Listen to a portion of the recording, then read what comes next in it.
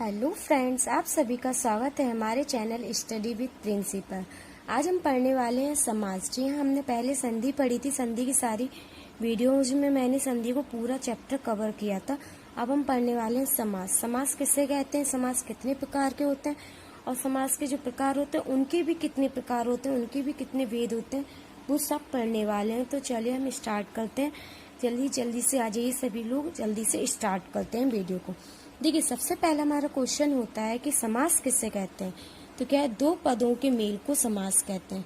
संधि में ध्यान रखना, दो वर्णों का मेल होता था। वहां पे क्या वर्ण क्या होते थे, छुटा ई ऐसे वर्ण होते थे। यहाँ पे पद यानी शब्द का मेल होगा, यानी जो वर्णों से मिलकर जो शब्द बनते हैं या पद बनते हैं उनका मेल होगा। उनके पदों के मेल को हम क्या कहते हैं, समास कहते हैं। एक और दूसरे शब्दों में हम कह सकते हैं कि दो या दो से अधिक शब्दों के मेल से जो नए शब्द बनाने की क्रिया होती है उसे क्या कहते हैं, समास कहते हैं, यानी समास कहलाते हैं। इसमें एक से अनेक पद होते हैं, फिर उसको एक पद बनाया जाता है। अब ध्यान रखना, इसमें दो पद होते हैं।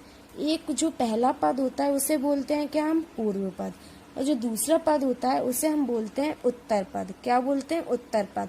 उत्तर पद हमेशा पूर्व पद पर क्या रहता है, डिपेंड रहता है। अब भेद यानी प्रकार, मतलब इसके समास के 6 भेद होते हैं। 6 भेद कौन से, यानी 6 प्रकार के होते हैं।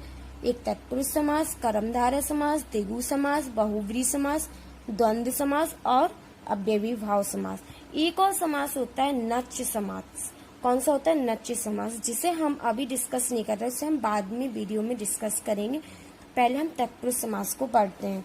तत्पुरुष समास क्या होते हैं। तत्पुरुष समास आपको कारक तो आते होंगे, कर्ता ने कर्म को कर्ण से संप्रदान के लिए अधिकरण कारक, ये सारे आपको आते होंगे कारक। अगर नहीं आते तो कमेंट में जरूर बताना, मैं इस पर भी एक वीडियो बना दूंगी।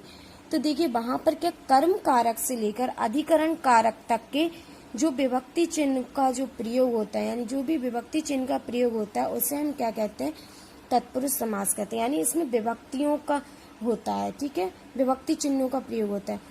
अब इसमें जिस समास में जो विभक्ति चिन्ह निहित होता है वह वही तत्पुरुष समास होता है। जैसे अगर इसमें कर्ता ने कर्म को यानी को विभक्ति होगी तो कौन सा समास होगा, कर्म कारक समास, ठीक है। इस तरीके से समास होते हैं। अब हम आगे बढ़ते हैं, आगे आपको और समझ में आता जाएगा। तत्पुरुष समास जो होते हैं, तत्पुरुष समास के भी कितने भेद होते हैं। तत्पुरुष समास के भेद होते हैं कितने, 7 भेद, ठीक है, 7 भेद होते हैं। ओके, सबसे पहले उसमें होता है क्या, कर्म कारक, यानी कर्म कारक तत्पुरुष या कर्म कारक तत्पुरुष या कर्म तत्पुरुष समास बोल सकते हैं। ओके,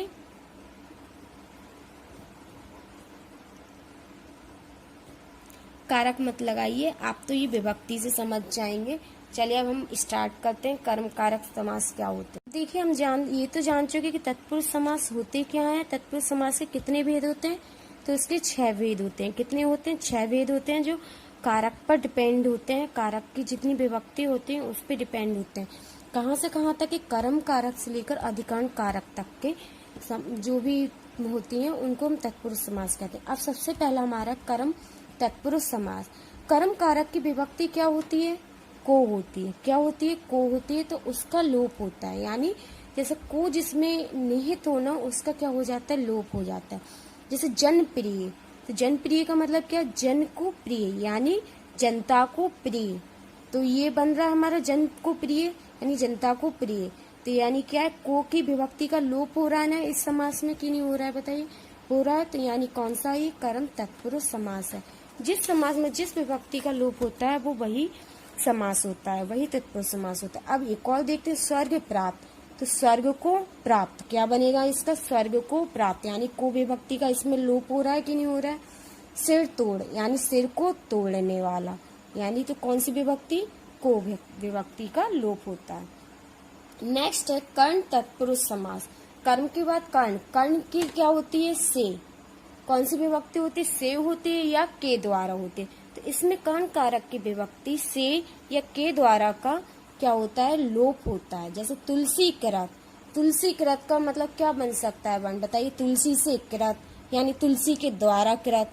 क्या हम बना देंगे, तुलसी से कृत। यानी इसमें अलग होने का भाव नहीं आना चाहिए कि वो एक से अलग हो रहा हो, यानी अपनी चीज से अलग हो रहा। अब जैसे आंखों देखी, यानी आंखों के द्वारा देखना या आंखों से देखी।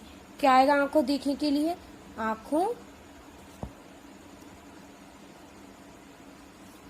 से देखी। क्या आएगा? आंखों से देखी या आंखों के द्वारा देखा।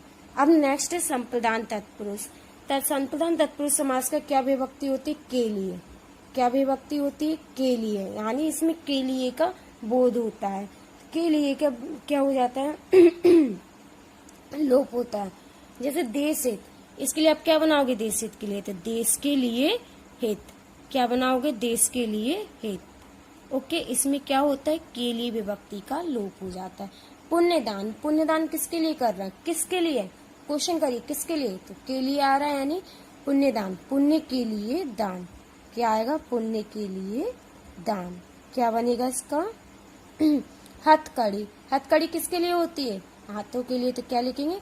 हाथ के लिए कड़ी, हाथ के लिए कड़ी। ये बन गया। अब नेक्स्ट है अपादान तत्पुरुष। अपादान तत्पुरुष में हमेशा ध्यान रखना आ लगा है, यानी आ से मतलब अलग होने का भाव हो। किसका हो? अलग होने का भाव होता है, उसका लोप होता है, भाव आता है। ठीक है। अब जिसमें क्या से या अलग की विभक्ति हो, उसको हम क्या करते हैं? लोप होता है। जैसे आशातीत, यानी आशा से अतीत। क्या बनेगा? आशा से अतीत। इसका क्या बन सकता है? आशा से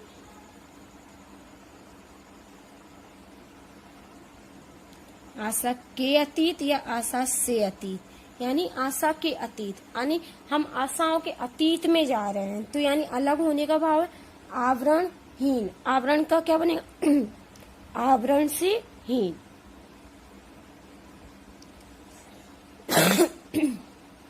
जन्म अंधा, जन्म से अंधा, इसका क्या बनेगा? जन्म से अंधा बनेगा।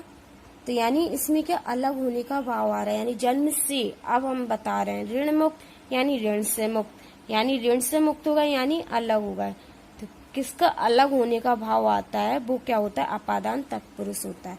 संबंध तत्पुरुष क्या होता है? का, की, के, इसका बोध होता है, यानी इसका लोप हो जाता है। जैसे विद्या अभ्यास, इसका क्या बनेगा? विद्या अभ्यास। इसका क्या बनेगा? बताइए जल्दी से। विद्या का अभ्यास, यानी आप क्या कर रहे हो? अभ्यास कर रहे हो किसका? विद्या का। तो ये कौन सा है? संबंध तत्पुरुष है, समास है, यानी इसका बोध होता है।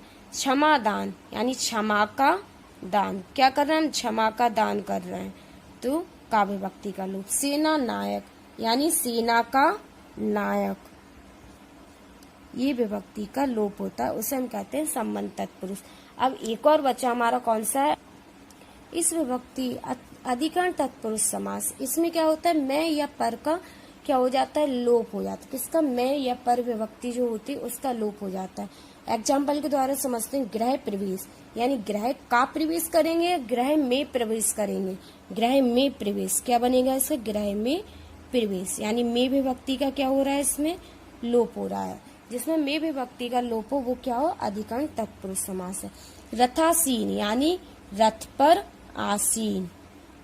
क्या बनेगा? रथ पर आसीन। दीन दयाल, यानी दीनों पर दया करने वाला। क्या? दीनों पर दया करने वाला। किस विभक्ति का लोप हुआ?